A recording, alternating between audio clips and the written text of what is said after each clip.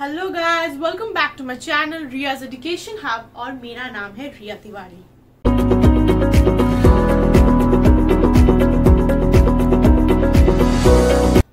आज का जो टॉपिक है वो है हिस्ट्री सब्जेक्ट, हिस्ट्री का civics part, first chapter the union parliament. मैं बुक फॉलो करती हूँ आपका modern Indian ICSC modern Indian history, contemporary world and civics. आपके स्कूल में आपका जो प्रिस्क्राइब किया है आप वो भी पढ़ सकते हैं। ज्यादा कुछ डिफरेंस होता नहीं है, थोड़ी सी लैंग्वेज की हेरफेर होती है और सीक्वेंस थोड़ा सा अलग होता है। So please manage with that. पहले आज का जो चैप्टर है वो है, मैंने बताया, यूनियन पार्लियामेंट। पहले हम पढ़ेंगे meaning of federal setup. What is federal setup? A federal setup involves a dual government, that is the national level government and the governments of the component states.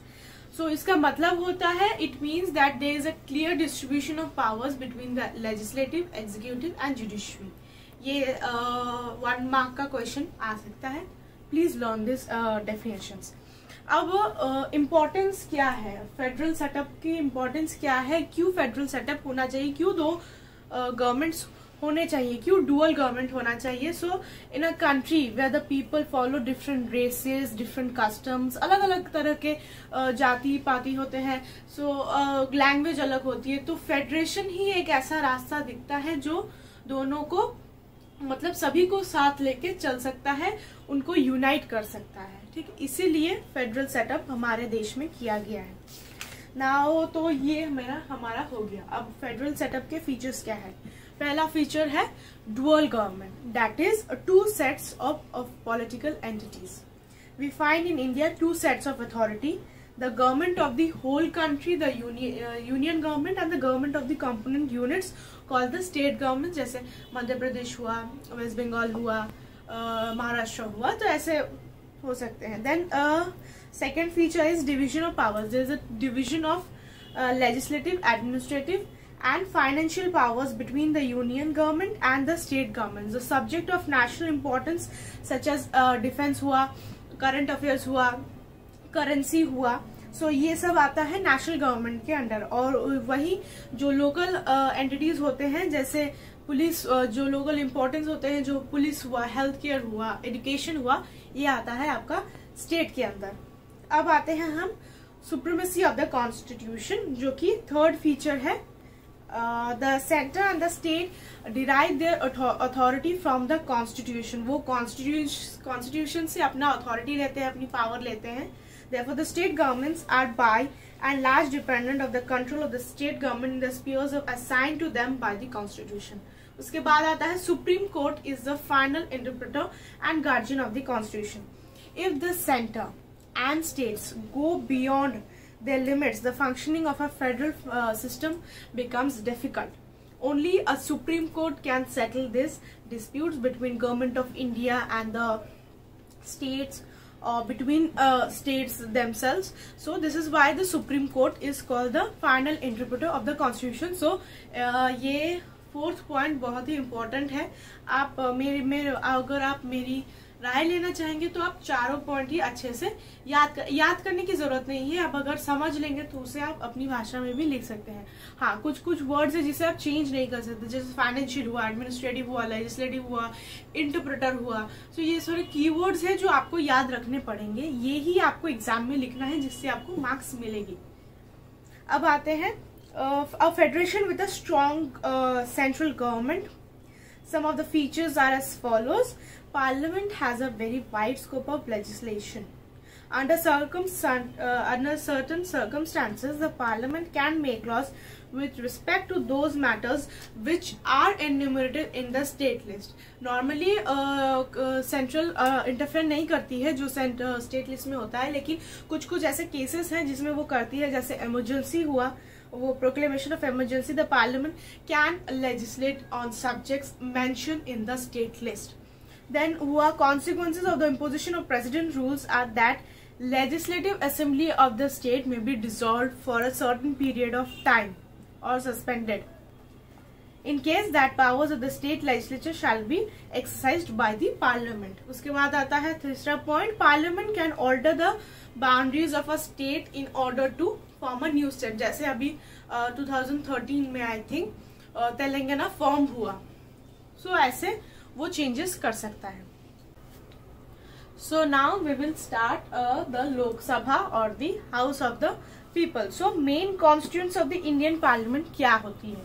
The parliament consists of the president and the two houses, Rajya Sabha and Lok Sabha. ये बहुत ही important question है, क्योंकि इसी question में, जैसे हमें तो दिख रहा है कि बहुत ही इजी क्वेश्चन है, लेकिन ऐसा है नहीं। एग्जाम हॉल में जाने के बाद कई स्टूडेंट्स प्रेसिडेंट लिखना भूल जाते हैं, या फिर प्राइम मिनिस्टर लिख देते हैं, राज्यसभा लोकसभा लिख के छोड़ देते हैं। सो ये गलत हो जाएगा आपका आंसर। प्लीज ये छोटे छोटे पॉइंट्स जो आपको ध्यान रखने पड़ेंगे, जो कि आपको कोई बताएगा नहीं, ये आपको देखना पड़ेगा। सो इसीलिए आप ये सब छोटे छोटे पॉइंट्स आप एक नोटबुक में कवर कर सकते हैं, या फिर एक हाइलाइटर से भी आप अपने बुक में मार्क कर सकते हैं। So the parliament consists of the president and the two houses to be known as the house of the people, which is Lok Sabha, and the Council of States, which was renamed later as Rajya Sabha. The Union Parliament is thus incomplete without the President. जो president होता है वो Lok Sabha parliament का, जो union parliament का बहुत ही important part होती है। लोकसभा राज्यसभा तो होती है, लेकिन प्रेसिडेंट के बिना भी ये पूरा अधूरा है। The president does not sit in the parliament, but he may address either houses or both the houses and may send messages to the parliament. Moreover, a bill passed by the parliament cannot become an act or cannot become a law without the president's assent. President को अपनी हामी भरनी पड़ेगी, तभी वो एक law बनेगी, नहीं तो नहीं बनेगी। उसके बाद मेन कॉन्स्टिट्यूएंट्स पढ़ लिया हमने। अब टर्म क्या होता है? नॉर्मली टर्म 5 years का होता है। If it is not dissolved earlier, अगर a proclamation of emergency is operation, the life may be extended by a ordinance, जो कि ज्यादातर 1 साल ही हो सकता है, उससे ज्यादा नहीं बढ़ सकती। टर्म भी हो गया। अब आते हैं हम कॉम्पोजिशन में। So maximum strength is 552, yes, 552, which is provided by the constitution. Out of this, इससे भी डिवीजन किया गया है। 530 members represent states and 20 represent the union territories. So इसका, और उसके बाद largely it is done the population basis, कौन सा स्टेट में कितना पॉपुलेशन है उसके हिसाब से भी होता है। In addition to it 2 members, हाँ ये तो 530 और ये 20 हुआ, तो ये तो 552 नहीं हुआ। लेकिन इसमें प्रेसिडेंट भी 2 मेंबर्स वो ऐड करते हैं जो एंग्लो इंडियन कम्युनिटी से है। अगर उन्हें लगता है कि ये कम्युनिटी अच्छे से रिप्रेजेंट नहीं हो पाई है, तब वो 2 मेंबर्स को अलॉट करते हैं। सो अभी जो प्रेजेंट का जो स्ट्रेंथ है वो है 543 directly elected and 2 nominated. I am sure that elected और नॉमिनेटेड में आपको डिफरेंस पता होगी। देन उसके बाद आता है allocation of seats.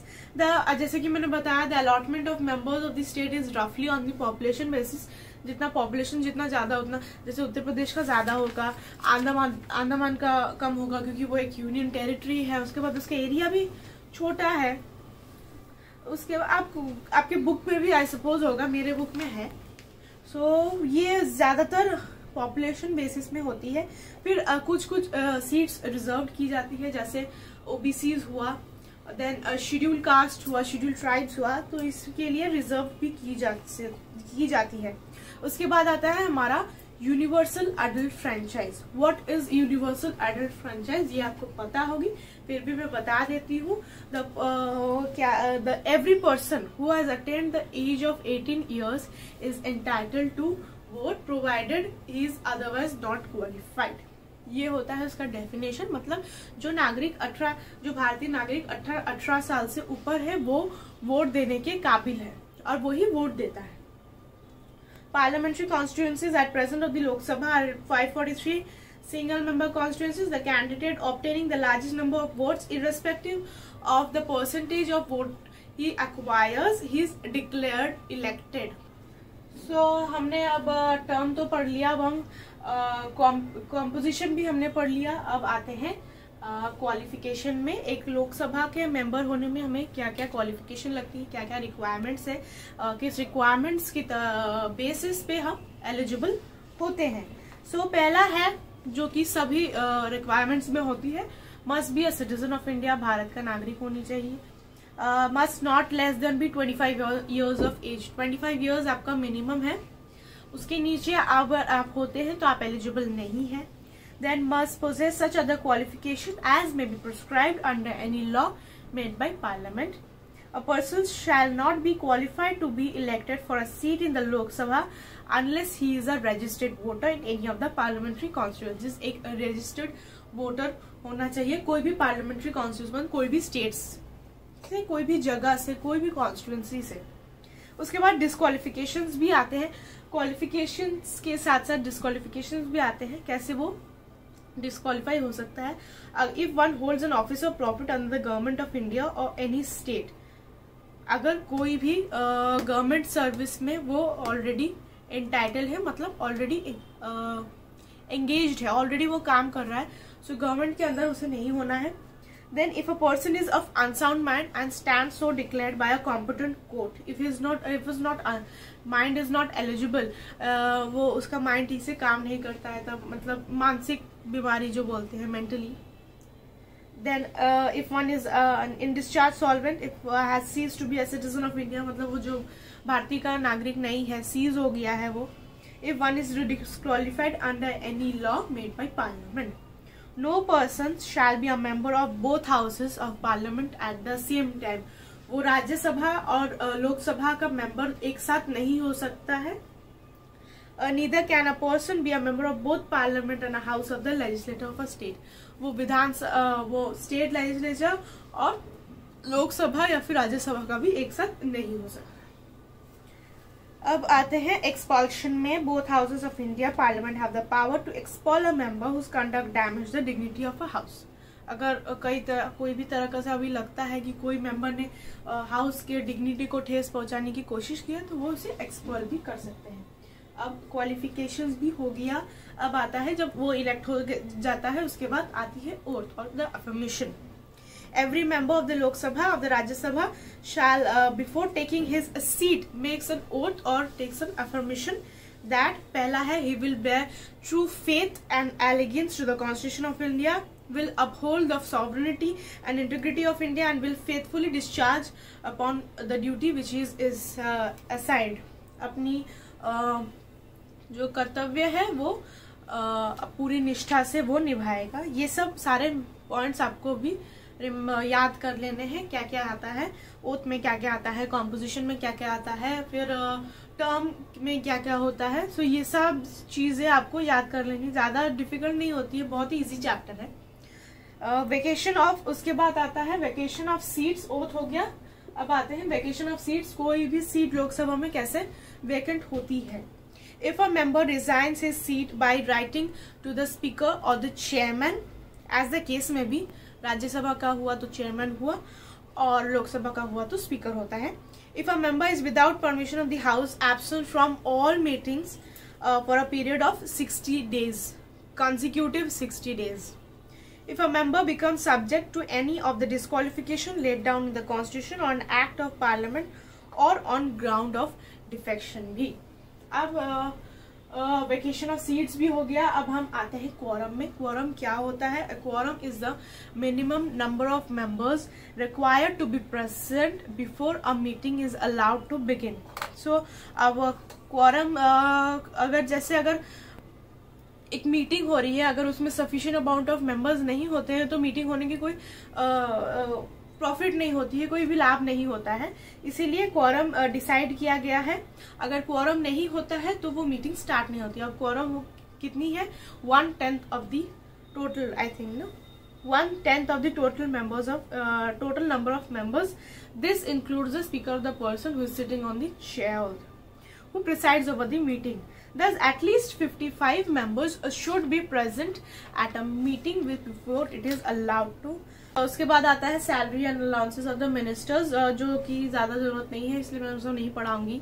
Then languages to be used in parliament, या तो इंग्लिश होता है या फिर हिंदी होती है. अगर किसी को उसमें प्रॉब्लम होती है तो अपनी भाषा में भी वो कन्वर्स कर सकता है, लेकिन ज्यादातर हिंदी और इंग्लिश में ही होती है. उसके बाद लीडर ऑफ ऑपोजिशन आता है. इन लोकसभा और Rajya Sabha a party gets recognition as a parliamentary party if it has 1/10 of the total membership of the house. कैसे उसे एक रिकॉग्निशन मिलती है लोकसभा में, ये भी जरूरी है अपोजिशन का. The leaders of the largest among the opposition parties are recognized as the leaders of opposition in both the houses. An act of parliament bestowed on them on the state is enjoyed by a union cabinet minister. So आज का session मैं यही and करूंगी, क्योंकि ये भी थोड़ा objective वाला चैप्टर है. सो इसे धीरे धीरे कवर करने से आप इसे धीरे धीरे नोट्स भी बना सकते हैं, और जितना अच्छा आप लिखेंगे उतना आपको माइंड में भी याद रहेगा. क्योंकि रिटन वर्क अगर हम ज्यादा करते हैं तो हमारी स्पीड भी बढ़ती है, एग्जाम में भी लिखने में हमें इजी होगा और उसके बाद हमें याद भी होगा. सो बहुत सारे काम एक साथ हो सकते हैं. सो आज का सेशन मैं यही एंड करती हूँ. नेक्स्ट सेशन में हम पढ़ेंगे, नेक्स्ट सेशन में हम स्पीकर का पढ़ेंगे, roles, powers and functions, and as well as we will do the Rajya Sabha. So मिलते हैं आपको नेक्स्ट सेशन में. आज के लिए बस इतना ही. This is Riya Tiwari signing off for today. Bye bye.